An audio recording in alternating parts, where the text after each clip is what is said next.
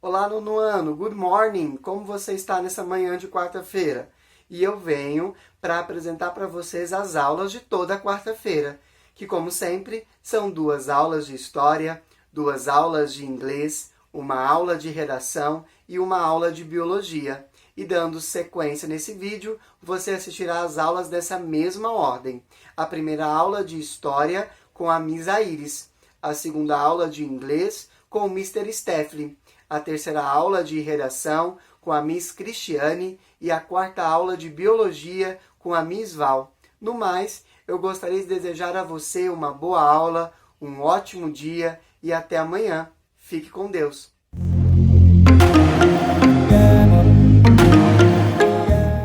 Olá, galerinha. Vamos continuar da onde nós paramos. A gente falou até 1920, né, que os Estados Unidos estavam de boa na lagoa. Eles estavam por cima, digamos assim, né, em 1920. Só que aí, vamos lá, crise de 29, a Grande Depressão. O que aconteceu então? A agricultura e a indústria da Europa, ela se recuperou, porque vamos pensar da seguinte forma: se nós temos uma lavoura, a nossa lavoura pegou fogo, aí nós perdemos tudo, estamos em crise, certo? Vamos pegar um dinheiro emprestado para reconstruir a nossa lavoura. Aí, depois de um tempo, a gente vai passar apertado aí com esse dinheiro aí, a gente vai se reerguer, plantar novamente. À medida que a gente for passando o tempo, nós conseguimos plantar, conseguimos colher e a gente está conseguindo pagar as dívidas e está conseguindo se manter, certo? Então, o que aconteceu? A partir ali de 1929, 9 anos depois, a Europa, então, alguns países da Europa começaram a se reerguer. A agricultura começou a plantar e colher novamente. As indústrias começaram a se recuperar. Com isso, o que aconteceu então? Com essa desaceleração do mercado norte-americano interno, os salários eles foram afetados, porque a Europa ela já não estava mais comprando como antigamente, agora ela já estava conseguindo se manter sozinha, não precisava exportar. Com isso, o consumo diminuiu. Porém, a indústria continuava a produção normalmente, gerando assim um estoque que ficou encalhado, e com isso veio uma crise de superprodução. Depois com essa crise, então, veio a queda da bolsa de valores. Os preços das ações continuavam subindo de forma artificial, que não correspondiam ao crescimento real da economia americana. Os investidores, então, eles correram para vender suas ações. Entretanto, não havia compradores. O mercado de ações, então, entrou em crise, o que leva a uma grande queda na Bolsa de Valores de Nova York em outubro de 1929, iniciando assim um período conhecido como a Grande Depressão. Nesse período, 9.000 bancos faliram, 300.000 empresas foram fechadas e mais de 12 milhões de desempregados.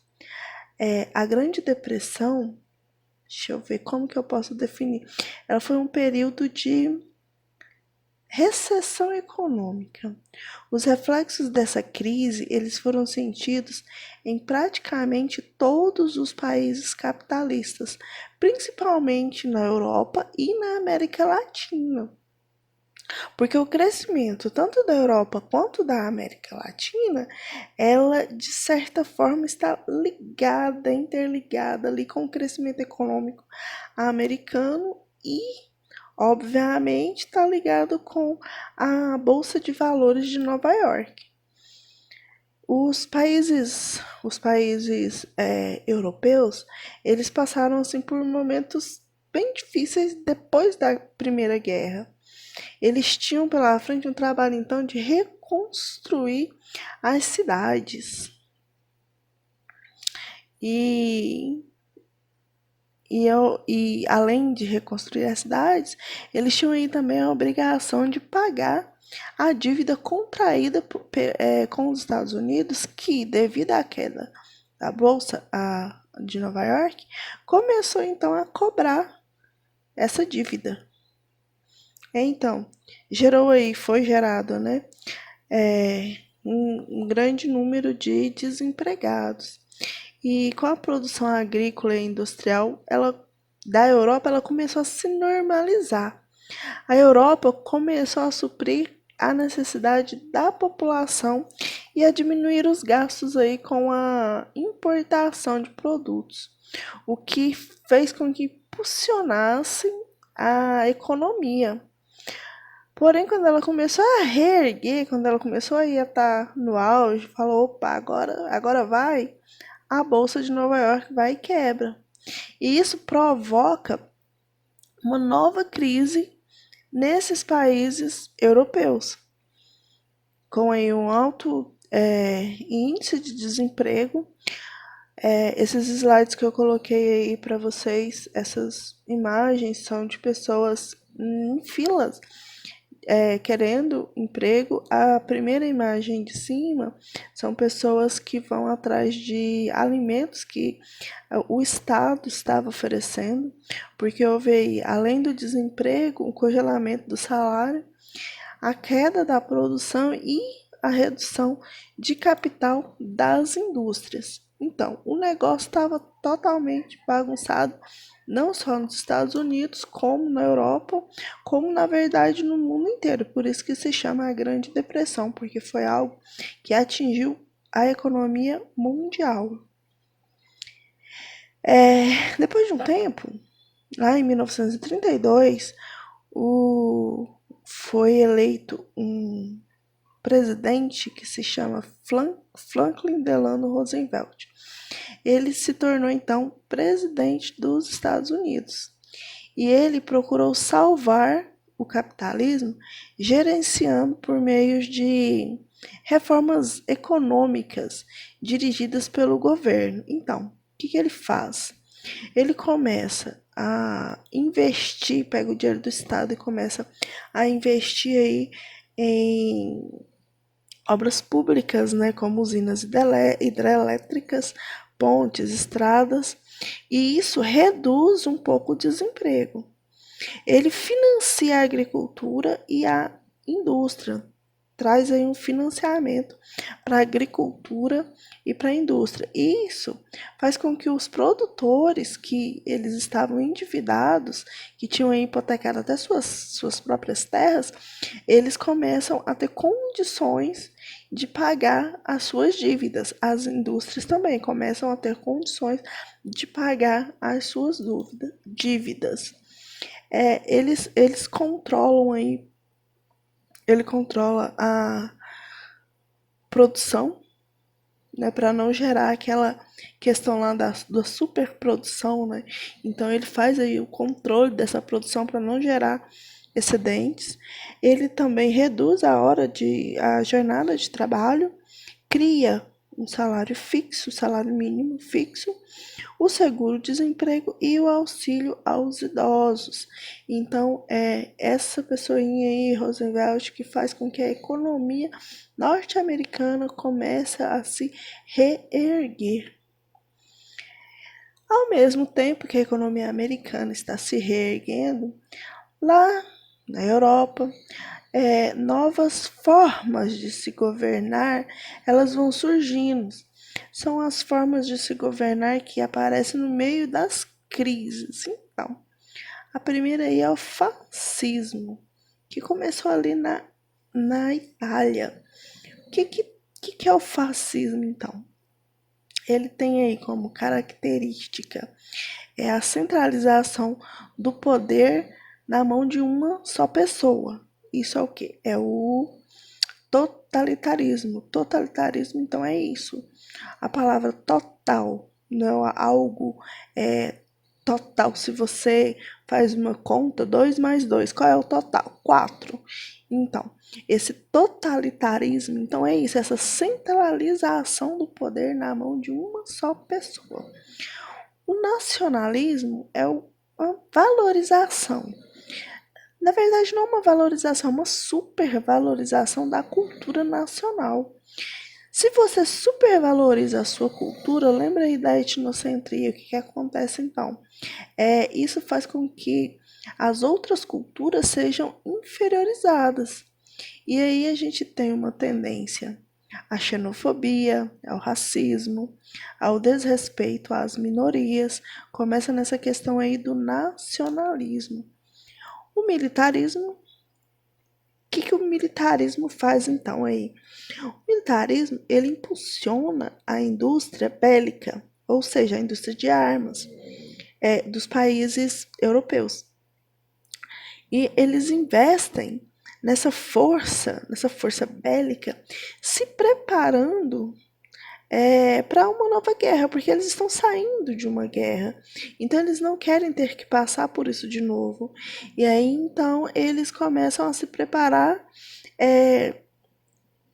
de forma de levar a indústria para esse ramo de fornecimento de armas, de munição para o Estado. Isso é o militarismo. A censura, a censura ela procura evitar com que ocorram críticas ao sistema de governo, ou seja, o que a censura quer? A censura quer que as pessoas não critiquem essa forma de governar. A propaganda ela é produzida de forma a fazer com que as pessoas acreditem na ideologia fascista, de forma assim que as pessoas, com a propaganda, elas venham a acreditar que é o melhor para elas. Então, a propaganda ela foi muito usada no fascismo. Violência contra as minorias, né? O que é as minorias? Judeus, ciganos, homossexuais, negros. Então, essas pessoas são vistas como algo ruim para a sociedade nacionalista. E o antissocialismo, né? Porque eles estão aí lutando contra exatamente um dos motivos aí da guerra é essa questão do socialismo. Então, tudo que faz menção ao regime socialista, eles atacam, certo? Junto dessa crise também, um outro regime que se estabelece aí na Europa é o nazismo, na figura do Adolf Hitler, que é bem famosinho, digamos assim, né? Então, a Alemanha, no caso, o fascismo lá na Itália, com Mussolini. Já o nazismo, ele surge aí na Alemanha. A Alemanha também, né, na Europa, passava por um período de instabilidade política.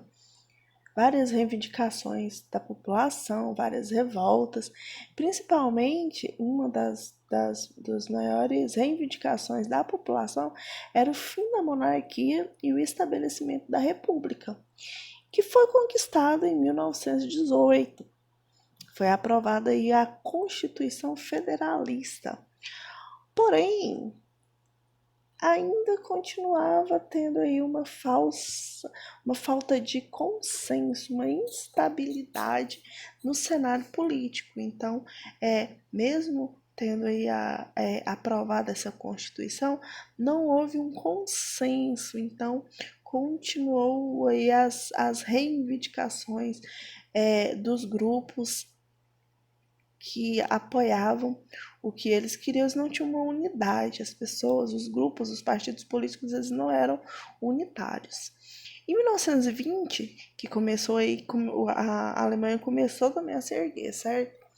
Lembra que eu falei que até 1920 os Estados Unidos estavam aí apoiando e dando dinheiro para esse povo se reerguer.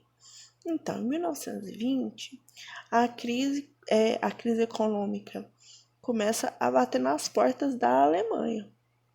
Em meio à crise, foi fundado o Partido Nacionalista Social dos Trabalhadores.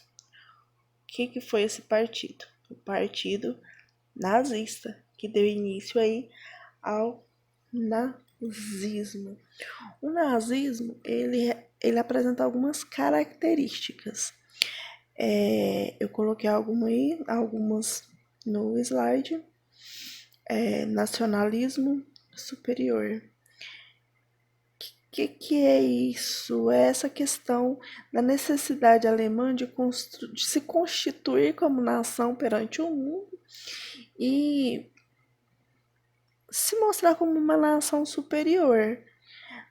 Uma outra característica do nazismo é o culto à personalidade do Hitler, do líder, no caso Hitler, né? Então aí, enquanto o culto a essa personalidade é aquela coisa assim de que mesmo ele estando errado, alguns valores, as pessoas achando que era errado, o culto à pessoa dele era tão grande que as pessoas não ousavam questioná-lo. E isso fez com que o poder dele aumentasse cada vez mais. Uma outra característica do nazismo é a combinação aí da força de trabalho ou da força armada com a política. Essa atuação, essas duas juntas, elas têm o sentido, elas querem colocar aí, destruir, digamos assim, a democracia. Utilizando o quê? Utilizando os seus próprios meios, da sua própria vontade. Entre você fazer a vontade de uma pessoa que não está armada e você fazer a vontade de uma pessoa que está armada, o que você vai fazer? A vontade de quem está armado, né? Então, assim, eles usavam essa força armada, essa força bélica, nos fins políticos. Com isso, destruíam a democracia, né? Perseguição das maiorias, vocês sabem, todo mundo sabe que uma das características do nazismo é essa perseguição às minorias, principalmente judeus, né? E Adolf Hitler, falei, né, que é o grande líder nazista. Ele foi nomeado primeiro-ministro. Aí depois que o presidente veio a morrer, ele assume o poder, ele assume a presidência do país em 1934. O Hitler, ele era assim extremamente autoritário e contava com o apoio da alta burguesia. O que é a burguesia, então? A burguesia são os comerciantes, certo? Então ele contava com o apoio dessas pessoas. E essas pessoas, a alta burguesia, ela promoveu uma intensa mobilização popular. E ele, depois de um tempo, o Hitler acabou com o federalismo, né? Como? Centralizando o poder do Estado nas suas próprias mãos. Com isso, ele adquire um poder de ditador. E ele, depois de um tempo, ele intensifica aí a censura, ele começa a abolir os sindicatos e começa então esse poder dele vem a se tornar algo substancial, aonde a Alemanha inteira está nas mãos dele, fazendo apenas o que ele quer que a Alemanha faça. Certo? É isso então, galera. A gente vai fazer aí a página 16, 17, 18 e 19. Nosso próximo vídeo nós vamos corrigir essas páginas, tá ok? Não deixem de fazer, porque na hora da correção eu preciso que vocês façam para a gente poder corrigir, tá ok? A gente vai corrigir na nossa live, tá ok? Beijos pra vocês. Qualquer dúvida pode me chamar e até a próxima. Tchau, tchau.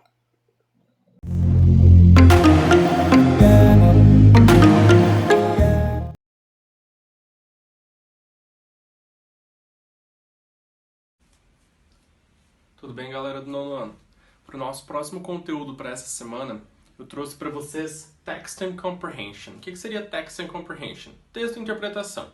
Então, na atividade de vocês, quando vocês entrarem lá no Google Classroom, vai ter uma página com texto em inglês e as perguntas em inglês sobre o texto, certinho? Lembrando que as respostas têm que ser em inglês. Vamos lá, então. Nós trabalhamos há um tempo atrás com temas de filmes, que seriam os movie genres, os gêneros dos filmes. E um filme que a gente trabalhou lá, vou trabalhar com a memória de vocês agora, puxar lá do fundo do baú, era o western. Western é a parte dos filmes conhecido como Bang Bang, que a gente conhece. Então são aqueles filmes do faroeste, filmes antigos, certinho, que tem lá duelo. Então, esse vai ser o tema que a gente vai trabalhar no Text and Comprehension. Porém, eu vou trabalhar um pouquinho de writing com vocês. Na verdade, vocês vão realizar esse writing. Como assim? Por exemplo, aqui no Text and Comprehension, vocês vão ter uma base de um texto, certinho? Mas vocês, além de responderem um texto, responderem as perguntas sobre esse texto, vocês vão ter que criar um outro. Posso copiar da internet? Busca inspiração, mas não copia, certinho? A gente não pode ficar copiando coisas da internet, coisas que não são nossas, certo? Então busquem da criatividade de vocês. Isso não significa que vocês não possam traduzir um texto, que vocês não possam se inspirar no outro texto já criado. Assim como vocês podem se inspirar no que vai estar lá acima, sobre o exercício anterior. Porém, além de vocês criarem um texto sobre o tema de western também, certo? Sobre o tema de faroeste, eu peço que vocês utilizem esses 4 sequencing adverbs. O que são sequencing adverbs? São os advérbios que dão sequência, que ligam os fatos no nosso texto. Então vamos lá. Primeiro a gente tem o first. First, ele tem que vir sempre no início, porque ele significa primeiro, primeiramente. Então não tem como ele vir em outra parte do meu texto. Então, first, eu vou dar início a um tópico, início a um problema, uma problematização da minha história. Next significa próximo, certinho? Significa próximo, e quando é que eu vou usar o next? Quando eu vou adicionar uma informação. Então, tanto next quanto then, que significa então, certinho? Then significa então, eles vão vir no meio, porque eles vão adicionar uma informação. Então eles têm que vir no meio. E para finalizar o meu texto, ou não necessariamente finalizar o meu texto, mas finalizar uma problematização, eu vou utilizar o finally, que ele vai significar finalmente. Ou até que enfim, finally. Então ele tem que vir, como o próprio nome já diz, no final, no final. Ok? Então lembra de criar um texto sobre o western, com tema de western, ok? E apresentar esses sequencing adverbs. Porém, assim como eu trabalhei com as outras turmas, vocês não necessariamente precisam terminar a tarefa, terminar o texto, completar, dar o resultado da história. Vocês podem colocar 1 ou 2 parágrafos onde vocês tenham trabalhado esses sequencing adverbs e colocar reticências, ou seja, vocês não precisam concluir a história, ok? Tendo pelo menos os primeiros pontos, os pontos iniciais, as informações iniciais da história, já conta bastante. E depois, mais pra frente, se a gente tiver a oportunidade de cada um termina a sua atividade, seu texto, ou a gente passa para os outros colegas para cada um dar uma finalização diferente, e a gente vê como a gente trabalha. Mas nesse primeiro ponto é isso, galera. Então, estudem o texto, leiam o texto, se inspirem na internet, busquem traduções válidas e não do Google Tradutor. O Google Tradutor não traduz nem frase nem texto, ok? Nem parágrafo. Ele vai traduzir só a palavra solta. Então, busca o Lingui, que é um dicionário online, entre outros. Até o próprio Windows tem um tradutor. E é isso aí, galera. Até mais.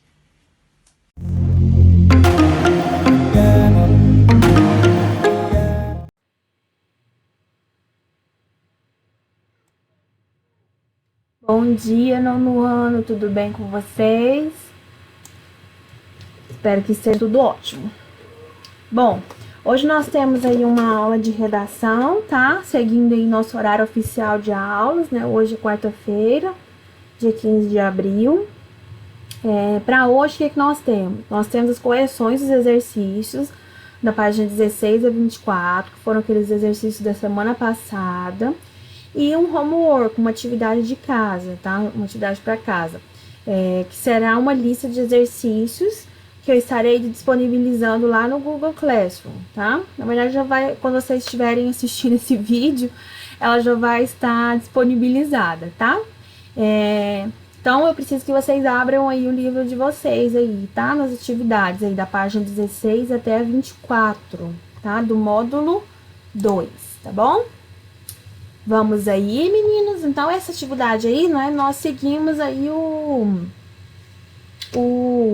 a ideia aí dos gêneros textuais que são relacionados ao jornal, ao jornalismo, né?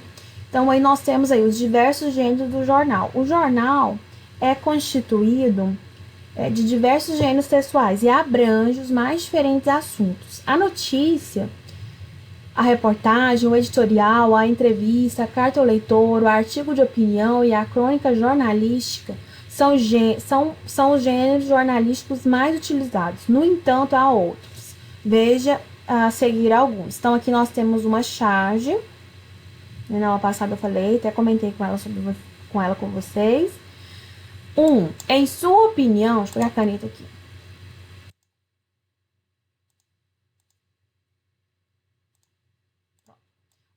Em sua opinião, o desenho expressa algo fictício ou remete a algo, a um fato real? O que vocês acham?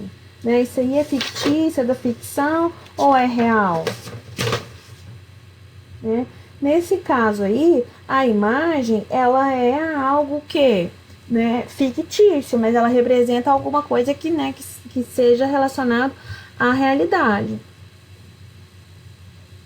Seguindo aí, é uma resposta pessoal, que eu só falei a minha opinião, só o meu comentário, tá? 2, o que é representado na imagem? Então, ela mostra o quê? Um menino chinês tentando enxergar a tela do computador, que está escrito Google, que está do outro lado da muralha, deixando-o limitado para usar o computador. Então, não dá para usar porque tem a muralha aqui, a muralha da China. 3. Leia o trecho de uma notícia e responda as questões. Google faz ameaça de encerrar suas atividades na China. O motivo alegado pela empresa é a tentativa de acessar contas do Gmail de ativistas de direitos humanos. O Google ameaçou ontem abandonar suas operações na China após ter descoberto a invasão de contas de e-mail de ativistas de direitos humanos no país. Em um comentário no blog corporativo, a empresa relata que detectou um ataque altamente sofisticado contra nossa infraestrutura originado da China e que um de seus principais objetivos era acessar as contas Gmail de ativistas de direitos humanos. A empresa não acusa diretamente o governo chinês, mas diz que pretende, a partir de agora, não mais censurar os resultados em seus mecanismos de busca. Uma das exigências de Pequim para permitir a operação do site no país, o que pode forçar o fechamento do site de seus escritórios no país. Então, isso aqui é a notícia de 2010, tá? A China é um país fechado, eu acho que todo mundo aqui sabe, se já tomou longe, deve ter visto muita coisa sobre a China. É um país fechado, então muita coisa às vezes não fica sabendo, e o governo ele controla um pouco, a vida das pessoas.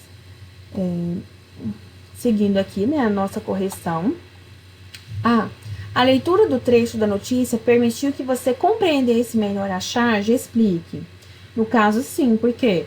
Porque aqui, a notícia, ela esclarece o fato a que a charge se refere, ou seja, aqui tem a pessoa, aqui o chinês, aqui tá o Google lá, e aqui não tá conseguindo utilizar. Esse muro aqui, a muralha, representa, esse impedimento aqui, que há, esse possível impedimento que o Google faz, em fechar, o acesso do Google na China, porque o governo, não deixou claro que isso aconteceu, mas, nessa parte aqui que fala aqui que ele sofreu um ataque altamente sofisticado, originado da China, entende-se que alguém ligado ao governo chinês tenha dado espiadinha, né, digamos, nas contas do Gmail. B. É possível perceber que a imagem faz referência ao fato real ou realiza uma crítica utilizando isso para o humor? Que elementos da charge provocam esse humor? Então, olha só, meninos, o humor ele tá na distância entre quem? Entre o menino e o computador. Entre eles há um muro, fazendo alusão à muralha da China, como eu falei para vocês, a qual dificulta ainda mais a visão da tela do computador. A muralha, nesse caso, ela sugere o que? Os obstáculos que poderiam existir caso um acordo não fosse feito. Acordo qual? Entre o governo chinês e entre o Google, tá? Eu não vi humor nenhum, vou ser bem sincera com vocês, eu não vi graça nenhuma, né? Talvez, né, vocês tenham achado engraçado, eu não achei a mínima graça. Acho que o meu humor hoje não tá bom, porque nem hoje, nem o dia que eu vi essas charges, eu não achei engraçado. Não sei se é pelo contexto todo, então não provocou nenhum efeito humorístico, eu não achei engraçado, mas tem gente que acha. Agora vamos falar um pouquinho sobre o horóscopo. Qual a função de textos como os que você acabou de ler? No caso, é o horóscopo do signo de Leão e de Sagitário. Apresentar uma previsão de que possivelmente acontecerá na vida das pessoas em um determinado dia de acordo com o seu signo do zodíaco. São previsões, né? O horóscopo ele serve para isso, né? Você descobre aí qual que é o seu signo e lê o horóscopo, qualquer previsão, né? Pro dia, pro mês, pra semana, pro ano. Essa é a função do horóscopo. 2. Qual é o público-alvo desse gênero? As pessoas que, né, se interessam por astrologia e as que acreditam nessas previsões, né? Tem muita gente que não acredita, mas acaba lendo, né, por curiosidade. Às vezes fica curioso, vai lá e lê, mas não acredita. Então vale muito de pessoa para pessoa. Tem gente que acredita muito, outros já não acreditam tanto. 3. Em qual caderno normalmente é publicado esse gênero textual? No caderno de variedades e entretenimento. Não vai aparecer lá, por exemplo, no caderno de economia, né? Previsão para Leão aqui, porque a inflação vai cair. Não, vai aparecer aqui, né? De variedades e de entretenimento. Agora sobre a previsão do tempo. Já comentei com vocês, que é o que eu mais gosto. Adoro previsão do tempo. Leia este trecho. Amanhã e na terça-feira o sol brilha forte, o calor segue intenso e só há previsão de pancadas isoladas de chuva. Em que tempo estão os verbos desse período? No presente, né, meninos? Segue, aqui, o verbo segue, brilha, tá? Esses verbos têm sentido de quê? De futuro, não é? Por mais que eles estejam no presente, mas eles dão sentido de futuro, tá? C. O tempo verbal empregado nos textos de previsão do tempo possui sentido diverso do que teria normalmente. Assinale a alternativa que indica porque isso acontece. Peraí. Então, é a número 1. Por quê? Porque verbos no presente dão credibilidade à informação apresentada, diferente das formas verbais no futuro. São mais formais e transmitem a ideia de imprecisão. Ou seja, se você está falando alguma coisa no presente, transmite essa ideia de que realmente está acontecendo, vai acontecer. Agora, se você joga o verbo no futuro, tem essa imprecisão, você não tem certeza. Então, é o primeiro aqui que você vai marcar. Programação de televisão. Tem gente que adora isso aqui, eu não sou muito de olhar, não. Justamente hoje. Observe outro gênero textual divulgado em jornais. 1. O que está sendo apresentado nesse texto? A programação de alguns jornais de alguns canais de televisão. Então, foi a Globo, a Cultura, a Gazeta. Vou comparar aqui no meu livro. O SBT, a Record, Rede TV, Band. Foram esses que apareceram. Os canais abertos, né? 2. Por que informações como essas são divulgadas em um jornal? Porque essas informações são úteis, né? Para quem, né, tem interesse em saber que horário que vai passar algum programa de televisão, né? Um jornal, uma novela, um filme, enfim. 3. Os textos como esse são divulgados em outros veículos de comunicação, além de jornais impressos? Sim, na internet, revistas especializadas, nos intervalos, né, dos comerciais da televisão.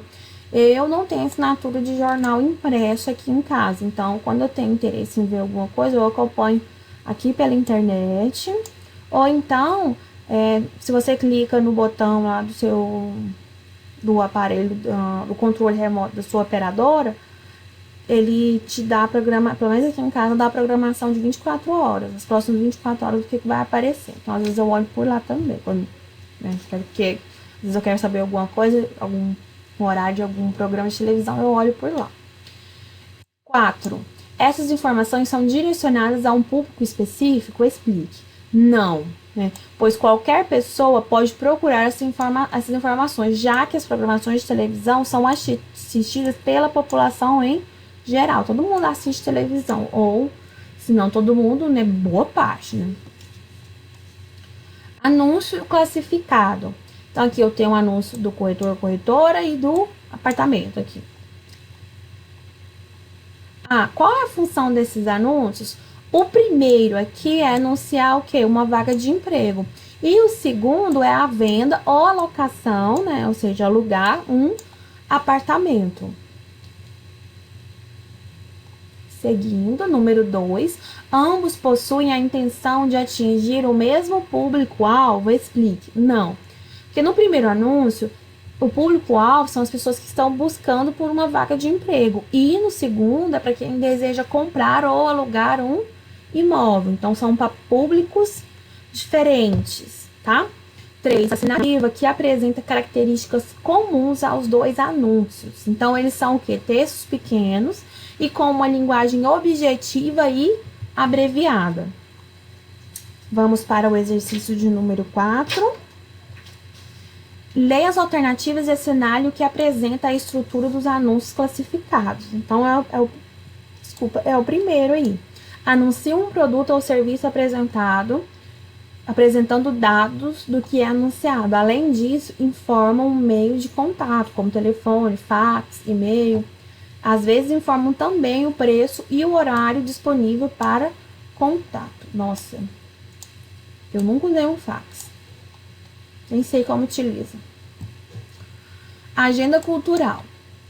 Agenda cultural também é legal, para saber shows, peças teatrais.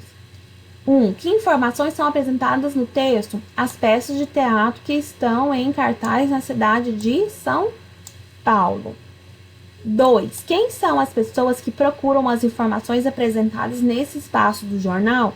São pessoas que desejam programas culturais para se divertir, né? Aquelas que estão procurando entretenimento, né? Descanso no sentido assim, de descansar a mente de trabalho, e aí procuram esse entretenimento. 3. Quais outras características podem ser observadas nesse gênero? Ela apresenta local, capacidade, classificação indicativa, ou seja, classificação indicativa, que idade que pode, né, a pessoa pode,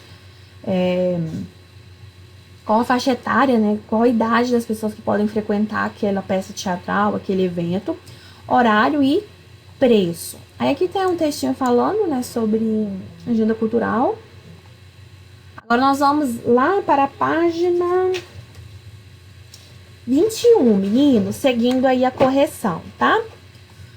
Vamos lá, 21 tem o texto. Aí na primeira, qual a sua opinião sobre o posicionamento da justiça diante da situação relatada? Aqui foi relatada uma situação, Ju.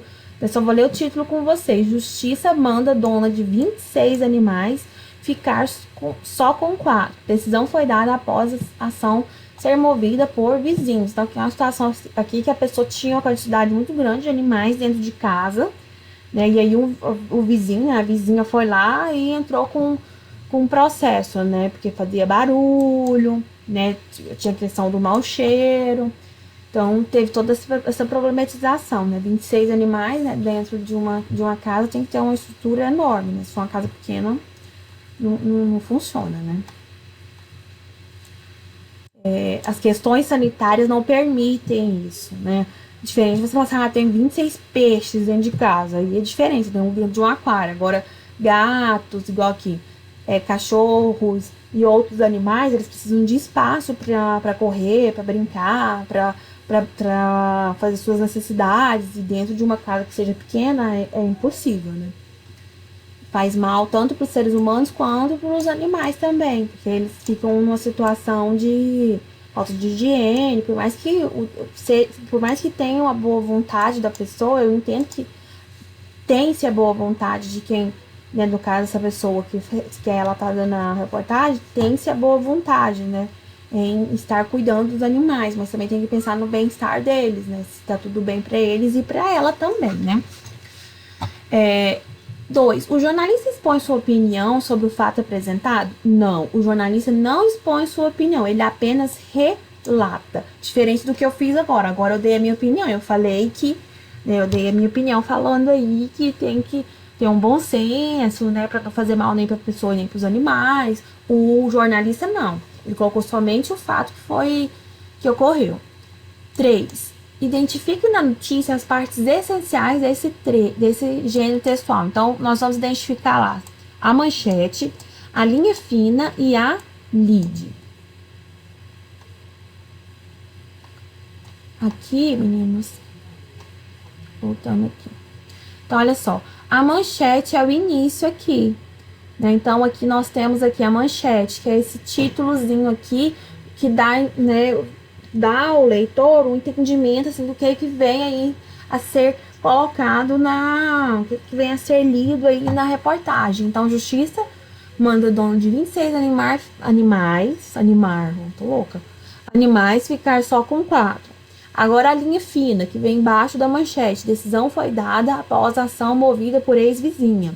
E depois a lead. A lead é como se fosse um resuminho, né, do que tá sendo dito aqui na notícia como um todo. Então, a lead pegou esse primeiro parágrafo e o segundo. Então, é onde que vocês estarão marcando, tá? Seguindo aí, meninos, aqui nós temos aqui, né, observe como a notícia ficaria organizada, né, na forma de roteiro de telejornal. Então, aqui nós temos um roteiro, tem a data, o nome do editor, o nome do programa.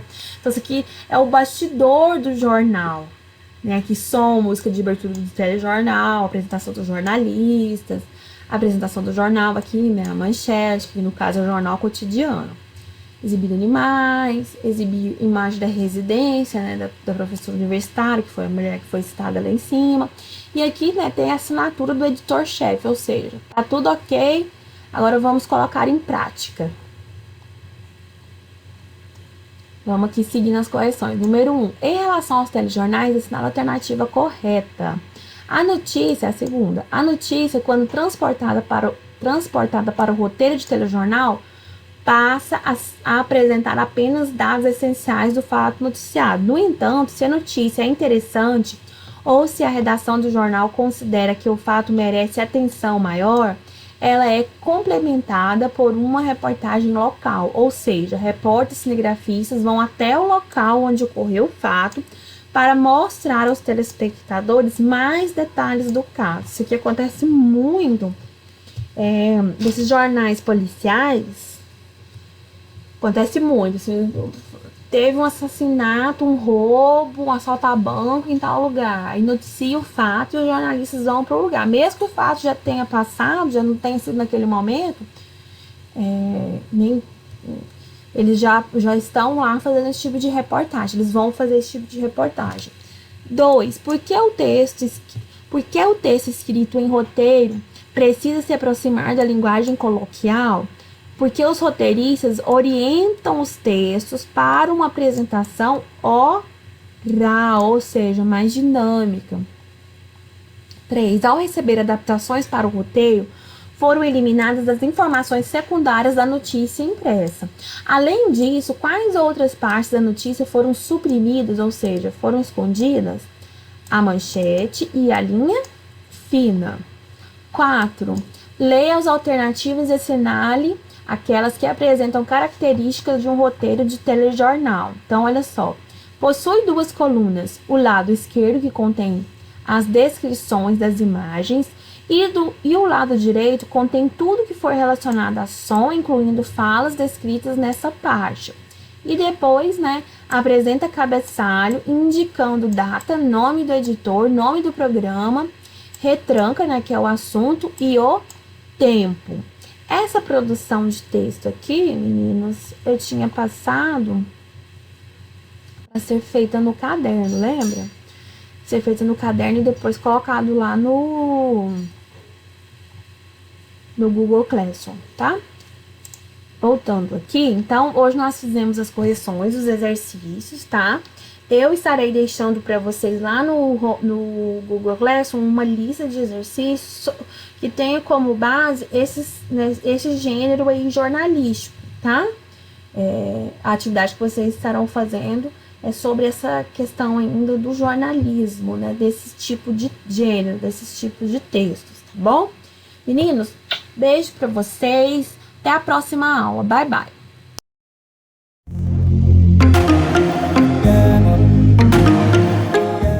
Meninos, vamos lá para mais uma aula de genética, né? Que começamos nossa primeira lei de Mendel.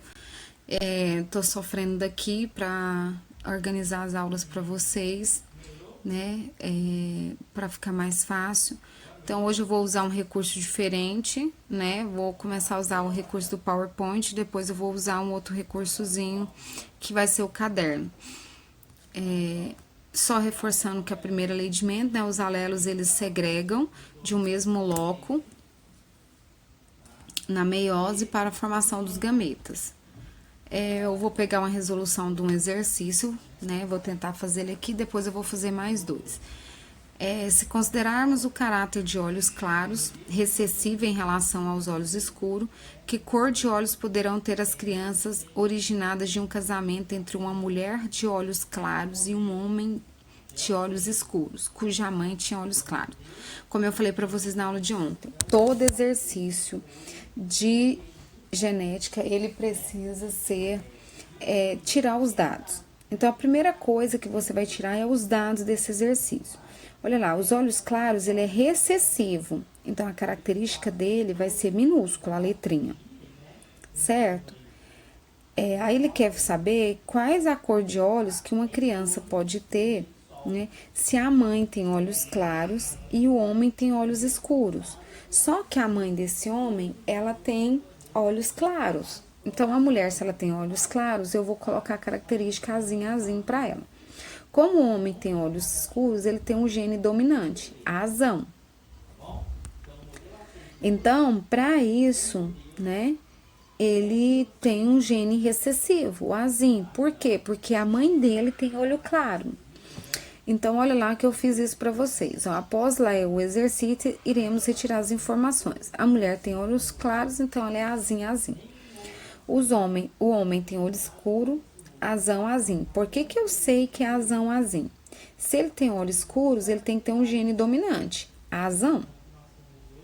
Se ele tem... Por que ele é heterozigoto, professora? Porque a mãe desse homem, ele tem olhos claros. Um gene vem do pai e um gene vem da mãe. Então, se ele tem olho escuro, o olho escuro vem lá a característica do pai dele. E da mãe dele, ele traz com ele o gene, mas ele não manifesta.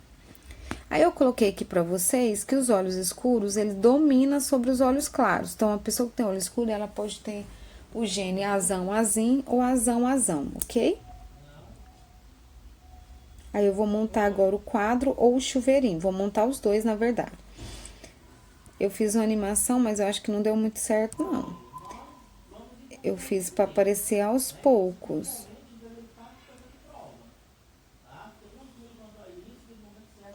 Olha só. Então, eu tenho lá azão, azinho, que é do homem, e azinho da mulher. Como é que eu faço o chuveirinho? Eu pego a primeira letra, que é o azão, com a primeira letra do outro lado, que é o azinho. Então, eu coloquei lá azão. Do mesmo jeito, eu fiz com a segunda letra. Gente, ficou errado o meu risquinho aí. Era com a segunda letra lá. Azão, com azim, azão. Então, olha lá. Azim, com azim. Azim com azim. Então, eu tenho lá 4 características. 2 azão, e 2 azim. Então, o resultado ficou aí, né? As 4 letrinhas. Azão, eu tenho 2/4 de azão, que ao dividir isso vai me dar 50%. E 2 azim, que também vai me dar 2/4, e ao dividir eu tenho 50%. Aí eu posso fazer o quadro também, tá vendo? No quadro, a primeira letra eu coloquei os genes do homem de um lado, da mulher de outro, a ordem não interfere. E fui juntando, né? Azão com azim, azão, azim, azão com azim, azão, azim, azim com azim, azim, azim, e azim, azim, azim, azim, ok? Eu vou fazer esse exercício com vocês, tá? Resolução 1. Sabemos que o albinismo é uma anomalia genética recessiva, em que o indivíduo portador apresenta uma deficiência na produção de melanina em sua pele. Se um rapaz albino se casa com uma menina que produz melanina normalmente, porém que possui a mãe albina, qual a probabilidade do filho nascer albino? Então, ele quer a probabilidade, né? Então, eu vou retirar os dados. Primeira coisa, nós vamos retirar dados. O que ele falou lá pra mim? Que o albinismo é uma doença genética recessiva. Então, o albinismo, ele é recessivo. E o indivíduo que apresenta, né, que o indivíduo portador apresenta uma deficiência na produção de melanina. Aí eu tenho um rapaz, o rapaz, ele é o quê? Albino. Com uma menina que produz melanina normalmente. Então, a menina, ela é o quê? Normal. Porém, possui mãe albina. Então, a mãe de quem que é albina? A mãe da menina. Então, qual que é a probabilidade?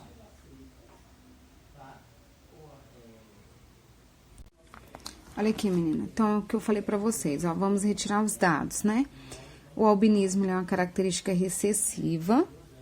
O rapaz, ele é albino, e a menina, ela tem a pigmentação para cor da pele normal, mas a mãe dela é albina. Então, se esse rapaz, ele é albino, certo? Eu vou pegar aqui outra letrinha. Eu vou colocar Bzinho, Bzinho, certo? Por que eu vou colocar Bzinho, Bzinho? Um gene vem da mãe e um gene vem do pai. A menina, ela é pele normal, então, vou virar aqui o meu celular. Então, a menina tem pele normal. Se ela tem pele normal, certo? Ela vai ter um gene Bzão. Aí, colocar azão. Mas a mãe dela é albina. Se a mãe dela é albina, a mãe dela é Bzinho, Bzinho.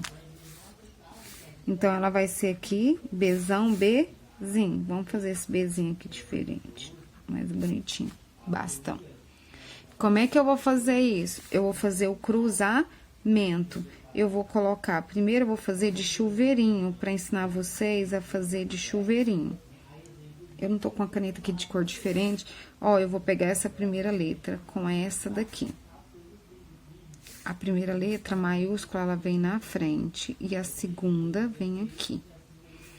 Essa primeira com a segunda lá, certo? Então, Bzinho, Bzinho. Essa primeira letra com essa daqui.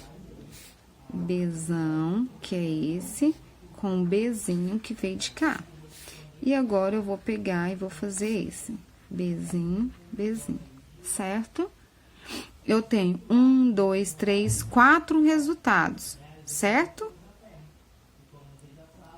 Então, como é que eu vou fazer? Ó, aqui eu tenho esse Bzão, vou colocar 1/4, aqui 1/4, aqui 1/4 e aqui 1/4. Só que eu tenho 2 Bzão, Bzinho e 2 Bzinho, Bzinho. Olha aqui pra vocês verem, ó. Tem um Bzão, Bzinho, um Bzão, Bzinho. 1/4 mais 1/4 vai me dar 2/4. Como é que eu faço isso daqui? Ao dividir isso aqui, vai dar 0,5, certo? Eu multiplico isso aqui, ó, por 100, que vai me dar um total de 50%. Bezinho, eu tenho 1/4 e 1/4. Aí, vai lá na regrinha matemática, né? Conserva as bases e somo os dois aqui. Então, dá 2/4, 0,5 vezes 100 é igual a 50%. Então, qual que seria a chance deles terem um filho albino? 50%, ó. Esse aqui vai ser pele normal. E aqui vai ser albino, ok? Entenderam?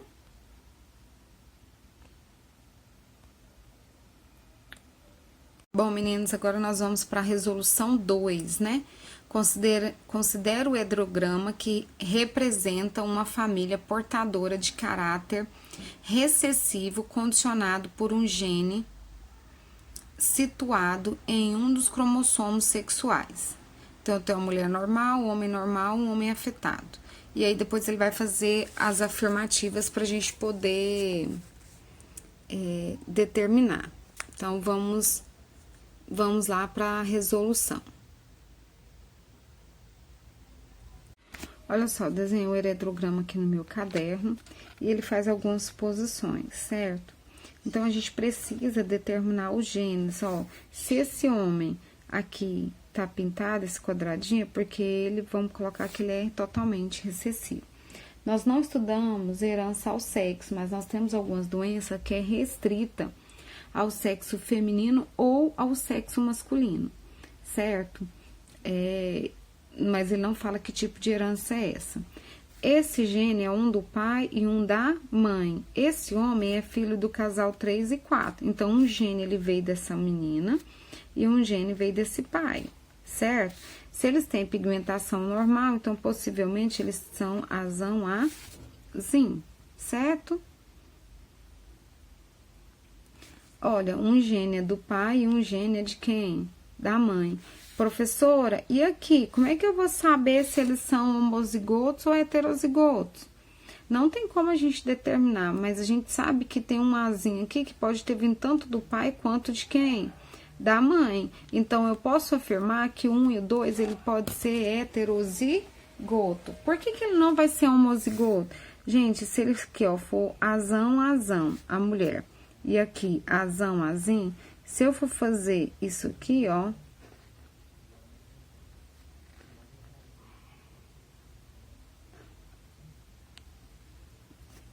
vendo? Pode ser também? Pode ser, certo? Vamos lá para as análises para a gente ver o que cada um tem.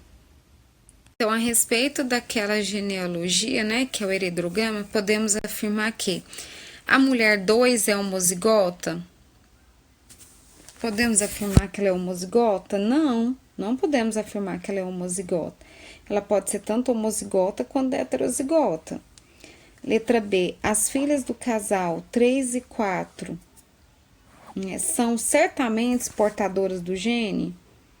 Certamente não, mas elas podem ter, sim, ser portadoras do gene, não certeza.